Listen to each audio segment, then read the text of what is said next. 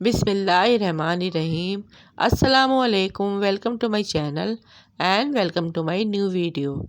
जहाँ रहें खुश रहें हैप्पी रहें। आज मैं आप लोगों के साथ लच्छा पकोड़े की रेसिपी शेयर करूंगी। ये लच्छा पकोड़े इतनी ज़्यादा क्रिस्पी क्रंची और टेस्टफुल बन के तैयार होंगे। एक बार बनाने के बाद आप इसे बार बार बनाएंगे। शाम की चाय के साथ ये स्नैक बहुत ही ज़्यादा ज़बरदस्त है और इसके लच्छे इतने मज़े के बनेंगे कि आप हैरान रह जाएंगे कि आपने इसे घर में बनाया है। और सबसे मज़े की बात यह है कि ये 1 से 1.5 घंटे तक बिल्कुल क्रिस्पी रहते हैं। तो आइए सुपर क्रिस्पी और मज़ेदार रेसिपी को बनाना स्टार्ट करते हैं। इसे बनाने के लिए सबसे पहले मैंने 2 मीडियम साइज के आलू लिए हैं, जिसे मैंने गोल बारीक स्लाइसिस में काट लिया है।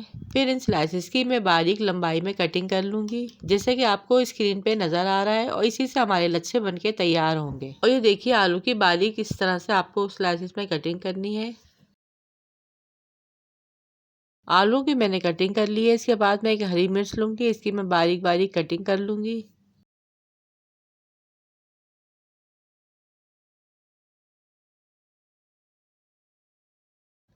और इसके अलावा जो जो चीज़ें चाहिए वो मैं आप लोगों को दिखाती हूँ। यहाँ पे मैंने सबसे पहले हाफ कप पुदीना लिया है और हाफ कप धनिया लिया है, जिसे मैंने बारीक बारीक कट कर लिया है। हाफ कप शिमला मिर्च ली, जिसकी मैंने लंबाई में बारीक कटिंग कर ली है। एक प्याली बारीक लच्छों में कटी हुई बंद गोभी लेंगे। एक मीडियम साइज की प्याज, जिसे मैंने बारीक बारीक लंबाई में कट कर लिया है, वो लेंगे। सबसे पहले यहाँ पर बॉल में कट किए हुए बारीक आलू ऐड करेंगे, प्याज ऐड करेंगे, बंद गोभी ऐड करेंगे, हरा धनिया पुदीना ऐड करेंगे, शिमला मिर्च ऐड करेंगे, हरी मिर्च ऐड करेंगे,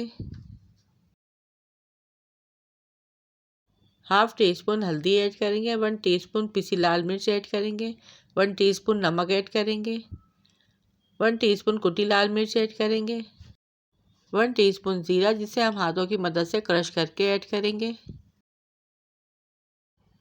1 टेबल स्पून कुटा हुआ धनिया ऐड करेंगे, 1 table spoon chaat masala add करेंगे। फिर इन सब चीज़ों को आपस में अच्छी तरह से मिक्स कर लेंगे। और ये देखिए, सारे मसाले इसमें अच्छी तरह से मिक्स हो गए हैं। फिर इसी दौरान 2 टेबल स्पून मैदा ऐड करेंगे। मैदा ऐड करने से इन तमाम चीज़ों की बाइंडिंग बहुत ही अच्छी तरह से हो जाएगी और लच्छा पकोड़े भी बहुत ही क्रिस्पी बन के तैयार होंगे। फिर इसके बाद 4 to 5 टेबल स्पून बेसन ऐड करेंगे। इसे अच्छी तरह से मिक्स करेंगे और इसमें पानी डालने की ज़रूरत नहीं।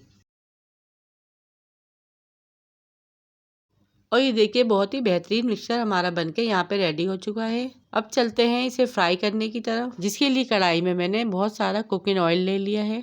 ऑयल को अच्छे से गर्म होने देंगे। फिर आंच को धीमी करके हाथों की मदद से इसमें थोड़े थोड़े करके लच्छे डाल देंगे